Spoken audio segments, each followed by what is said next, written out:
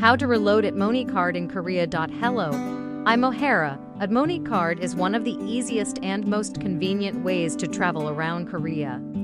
You can buy Tmoney card at many convenience stores, including Koo, G's to 5, 7-Eleven, and Mart to 4. It is also available at selected subway stations.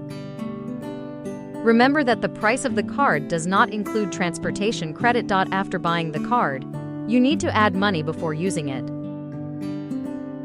The easiest way to reload Tmoney is at a convenience store.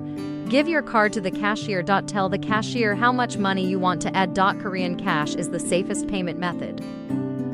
To add 10,000 won, say this phrase, "Maan won chungjeonhae juseyo." It means, please add 10,000 won. Wait until the cashier finishes reloading the card. You can also reload Tmoney at many subway stations. Look for a transportation card recharge machine. Select English on the screen. Then choose the transportation card recharge option. Place your Tmoney card on the marked reader. Choose the amount you want to add. Make the payment using the supported method. Keep the card there until the process is complete. Tap your card when you get on the bus. Check the sound and balance display. Tap the card again when you get off. This is important when you are transferring.